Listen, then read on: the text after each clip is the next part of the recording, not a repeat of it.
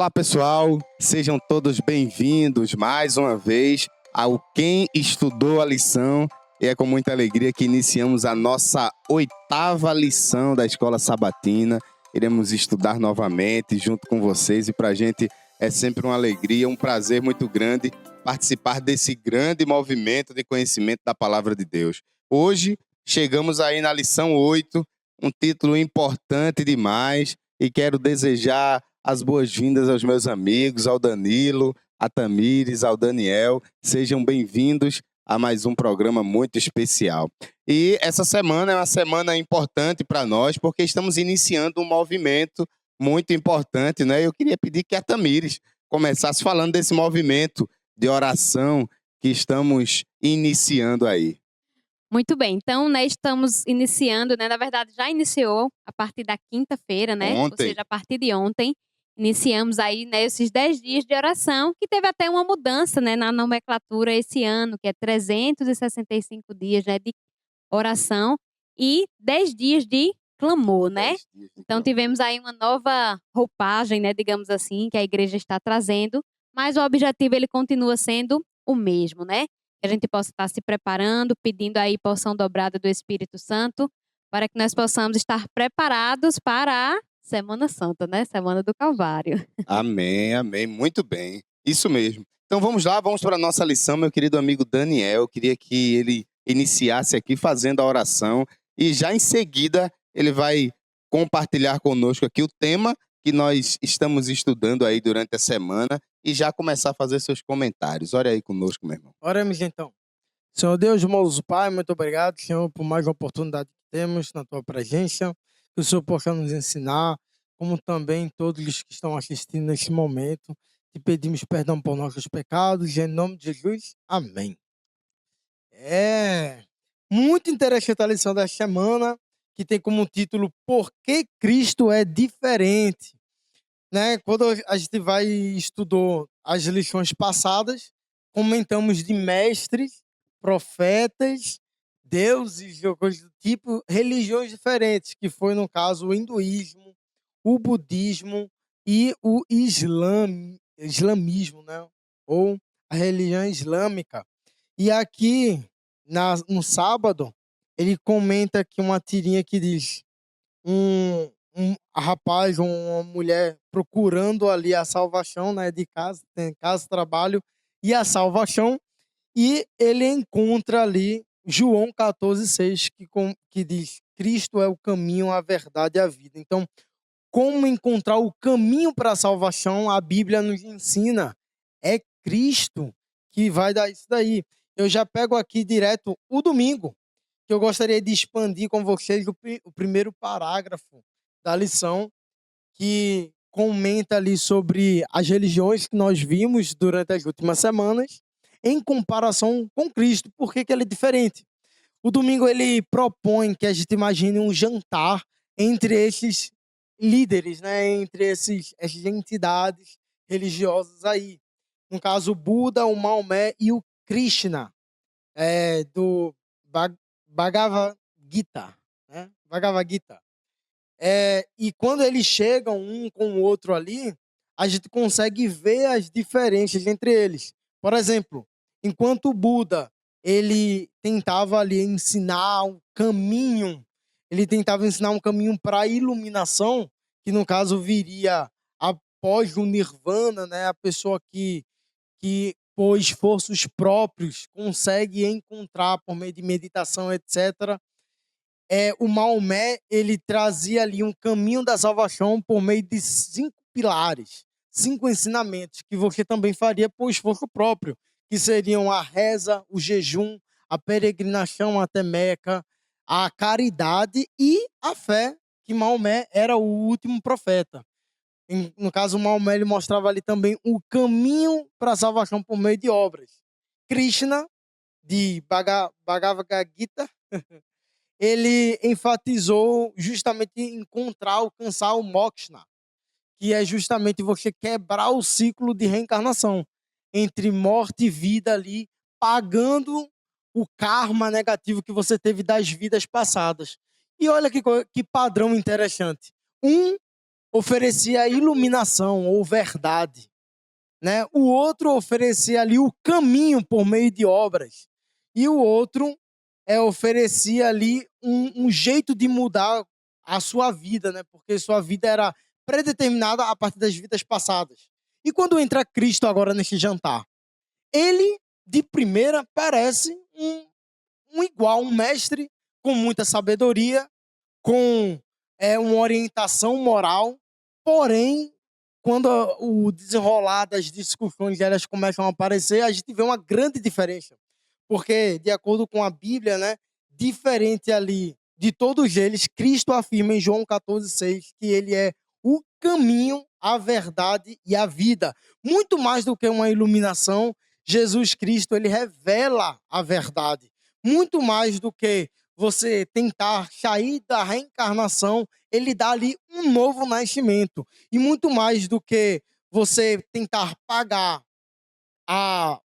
das dívidas, né, de vidas passadas, ele vai oferecer o perdão. Cristo, de acordo com a lição desta semana, é o que a gente vai conseguir debater um pouco mais. Além de ritos religiosos, Cristo vai oferecer o descanso para cada um de nós. Isso mesmo, amém, amém. E aí, interessante que quando a gente começa a observar aí, né, do que você comentou no domingo, apresentando as filosofias que os profetas, esses deuses aí apresentavam, a gente percebe que Cristo se encontra em um outro patamar, em uma outra prateleira. Quando a gente chega lá na segunda-feira, a lição tem o título da lição, Outro Nível, apresentando Cristo como outro nível. Que nível seria esse, minha querida amiga Tamires? Isso mesmo, vamos lá, né? A gente até costuma dizer, né, fulana é outro nível, né? Mas, de fato, Jesus estava ali em um nível diferente. Na realidade, o cristianismo, né, se encontra em outro nível. Porque o cristianismo ele tem a ver, de fato, com Jesus. Não existe cristianismo sem Jesus. E aí, quando a gente pensa, né, em Jesus, a gente pensa na vida, na morte e na ressurreição. Então, em todo o processo, né, em que Cristo realmente viveu aqui na Terra. E a gente observa que o islamismo, o budismo e o hinduísmo pensam ali de forma diferente, porque existem, né, sem os seus fundadores. Então, de toda forma, né, como se a religião deles não fosse, assim, não necessitasse exclusivamente do fundador. E quando a gente olha para o cristianismo, não faz sentido ser cristão se não for por conta de Jesus. Então, Jesus, de fato, é a base, né, da nossa fé, daquilo que nós acreditamos. E um outro ponto que a gente vê, né, que até fala que, tipo, Jesus era realmente outro nível, porque ele veio dizendo que ele era homem e que também era Deus. Ou seja, a gente não vai encontrar nenhum outro falando sobre isso, né? Que usa essa expressão. Né? Exatamente. Cada um diz, não, eu realmente sou um ser humano e tal, mas não. Jesus, ele vem dizendo, eu sou homem, vim, né, como homem, mas eu também sou Deus. Então, a gente também observa que Jesus aí se encontra em outro patamar, né? Um outro ponto também que a gente observa é que Jesus, ele é mediador, porque ele veio conhecer as dores de cada um de nós, né? Entendeu esse processo, mas também ele era carregado de autoridade do céu. Então, de toda forma, né, ali como ele fazia as curas, os milagres, a gente observava que ele sentia a dor do outro, se importava com a dor do outro, mas ele trazia logo ali também algo, né, que fosse solucionar aquele problema e aquela situação. Então, além dessa questão também histórica, a gente consegue observar a profecia. Porque a gente entende, né, quando a gente lê a Bíblia, a gente vê que lá em Isaías 61, Zacarias 9:9, Isaías 9:6 e no Salmo 22, a gente observa que, ou seja, já era profético, que ele viria, nasceria, né, como uma criança, que iria morrer, enfim, tudo já estava meio que pré-definido, né? Ou seja, já era uma certeza de que ele realmente viria. E apesar de muitos críticos e céticos, né, discordarem em alguns pontos do cristianismo, até os mais críticos e céticos realmente conseguem entender que aqueles escritos, né, realmente foram antes mesmo de Jesus vir, de pensar, né, em Jesus em algum momento vir. Então, de fato, a gente consegue observar essa comprovação. E só para a gente concluir aqui, diz que as palavras de Jesus ultrapassam fronteiras e unem pessoas de diferentes origens em um relacionamento verdadeiro com o Senhor. confirmando o que ele mesmo disse. E eu, quando for levantado da terra, atrairei todos a mim. E vai uma pergunta, né? Como explicar a divindade de Jesus para quem não acredita nele? Então, vamos refletir aí um pouquinho também durante essa semana em mais essa pergunta, né? Isso mesmo. E o que é interessante é que falar dentro nós como cristãos, né? Dizer no meio dos cristãos, dizer que Jesus era outro nível é fácil, né? Porque eu sou cristão, então eu vou defender, né? Só que a gente vai ver lá na terça-feira, e eu queria chamar Danilo para essa conversa nossa aqui. Lá na terça-feira a gente vai ver, tem um título, né? O Evangelho segundo os não cristãos. O que é que as pessoas que não estão dentro da nossa bolha falava sobre Jesus? A gente vai ver, a gente consegue observar isso, a lição deixou isso muito claro para a gente essa semana, que essa visão de Jesus estar em uma outra prateleira não era apenas nós que conseguimos enxergar dessa forma. A gente vai ver que outras pessoas também enxergavam dessa maneira, né? E eu queria pedir aí que o Danilo nos ajudasse aqui no comentário acerca da terça-feira.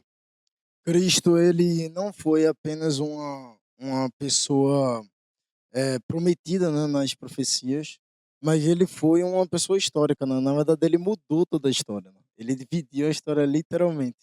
E aí é interessante que você vê ali na terça-feira que ele cita 7 citações sobre Cristo, só que num olhar de historiadores, né? Então, ou filósofos, né? Então você vê ali Tácito, onde ele diz que Cristo ele foi morto ali no reinado de Tibério. E Tácito ele foi do primeiro século. Você vê ali também do primeiro século Plínio o Jovem, que fala que as pessoas se reuniam para adorar ali a Cristo. Você olha ali também no primeiro século Suetônio, que fala de um tal de Cristos aí que o pessoal também adorava. Fala também do Talmud, que é ali enfim, todos os negócios dos judeus, e onde é falado sobre um Yeshua que morreu na Páscoa. Também é citado do segundo século agora o Luciano, que ele mostra ali de um personagem, né, notável, onde foi crucificado e as pessoas adoravam também. E também agora antes do primeiro século ali, ainda no primeiro século, desculpa, no ano 73, fala da Marabar Serapião, que foi justamente falando ali, olha, por que os judeus mataram o seu rei sábio, né? E, por fim, sobre Talo, que tenta explicar ali ele tenta explicar justamente a escuridão que houve na morte de Jesus por meio de um eclipse solar, né?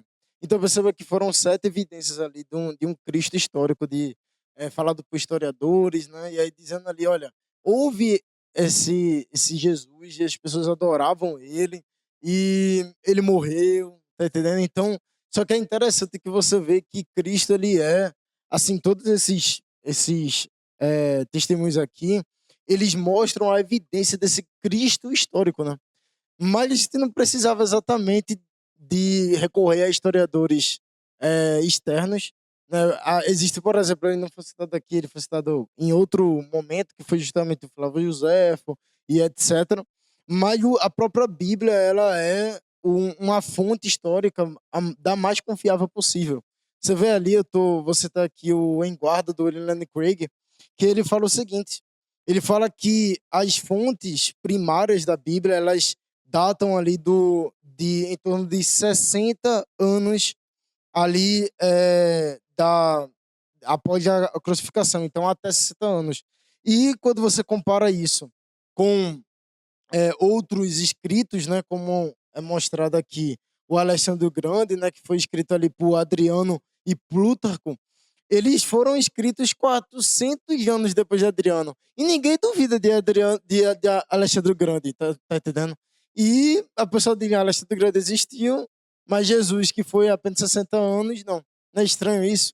Você vê ali que um historiador, ali, um professor chamado Sheffield White, ele chegou à conclusão que para estudar ali os escritos de Heródoto, para você criar uma lenda, é necessário pelo menos 2 gerações para criar uma lenda. Sendo que Cristo não passou 2 gerações para o pessoal começar a escrever sobre ele. Você vê que se você colocar 2 gerações depois de tudo que aconteceu com Jesus, você vai bater no segundo século, que foi justamente o tempo que começou a surgir os escritos apócrifos, que é ali a juventude de Jesus, a ideia de Madalena, que o pessoal fica inventando, e aí faz muito sentido. Antes do segundo século, eram pessoas, como eu acabei de dizer aqui, dizendo, olha, ele existiu, ele fez isso, etc. Depois de 2 gerações, aí começa a inventar um monte de coisa sobre Jesus.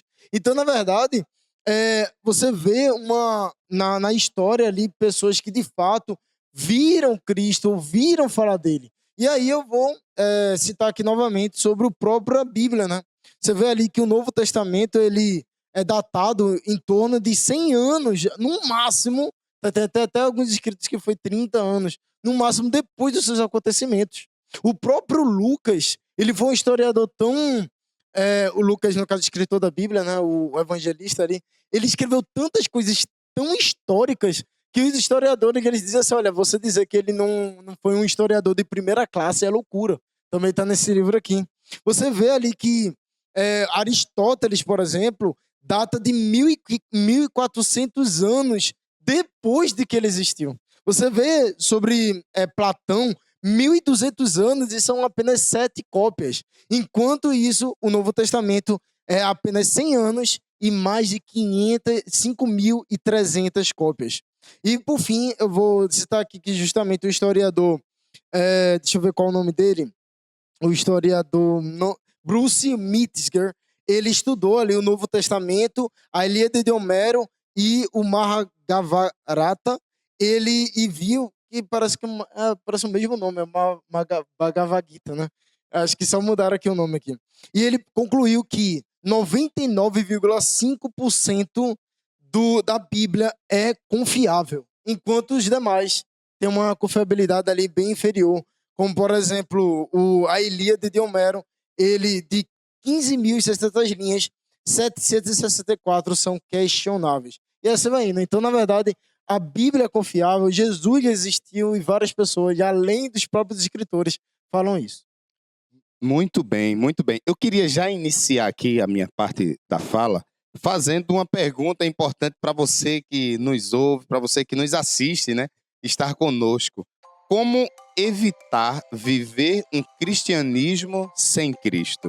Essa é uma pergunta muito importante que requer uma reflexão nossa muito grande, porque, infelizmente, nos nossos dias, a gente aqui tem defendido, né, o cristianismo e tal, porque a própria temática da lição traz essa ideia, né, da defesa.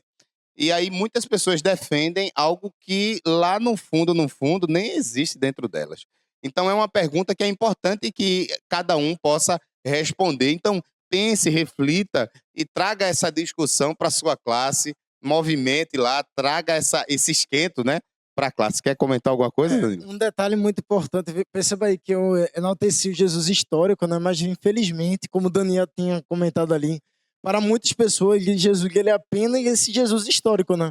Um grande sábio, enfim, eu não vou enfatizar ali o que o Daniel falou, mas, por exemplo, quando você, juntando ali com a parte de Tamires, quando você vê o livro de Daniel 9 e você estuda as profecias, você percebe que esse Cristo é tanto histórico como Deus, né? Você vê ali que bate certinho ele morrendo ali no ano 31 e ele sendo batizado no ano 27. E isso tá batendo certinho ali de acordo com o livro de Daniel. Ou seja, Cristo ele foi profetizado, sabe? Ele é o grande Messias. E as pessoas elas até tentam evitar essa ideia, né? Você tem até parece que tem até uma maldição dos judeus de tentarem prever o futuro ali desse Cristo, porque a única forma de interpretar a profecia ali de Daniel, que é essa daí, que bate certinho, é a forma que demonstra Jesus, ele é o Messias, e não apenas o Jesus histórico, né?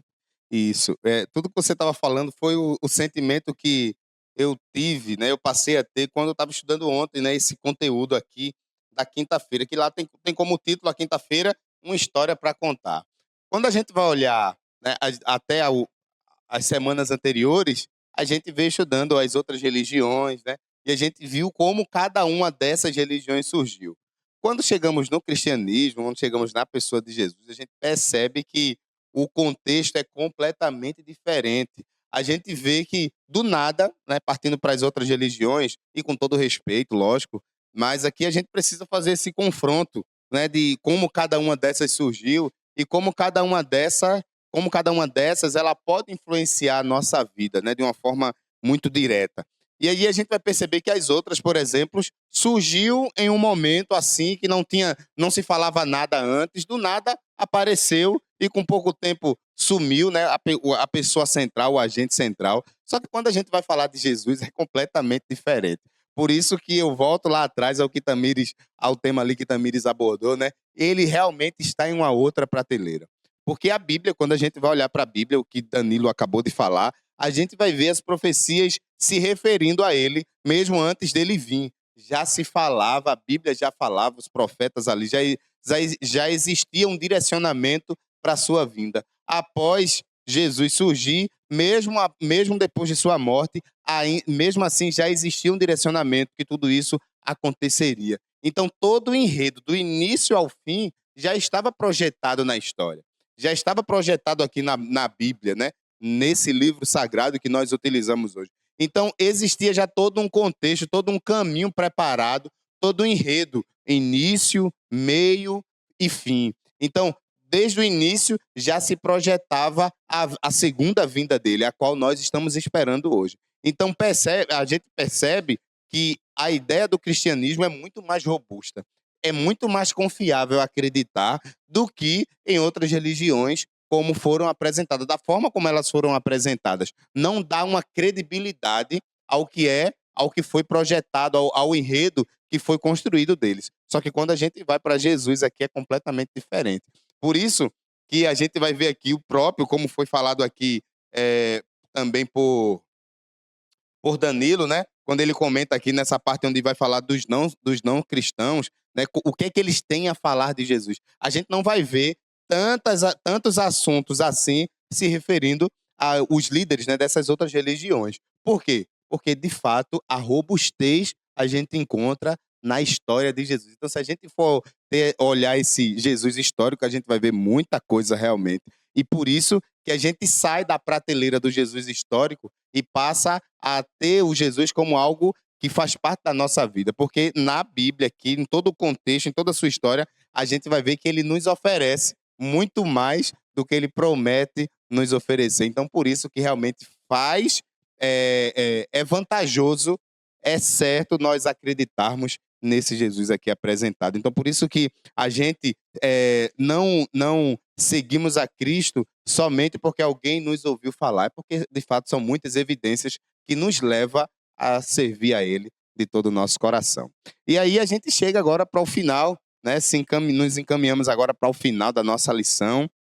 Sexta-feira, a missão de Cristo, os nossos últimos comentários finais, Tamires. Isso mesmo. Eu vou ler o trechinho aí, né, de O Desejado de Todas as Nações, na página 11, que diz o seguinte: conhecer a Deus é amá-lo. Seu caráter deve ser manifestado em contraste com o de Satanás.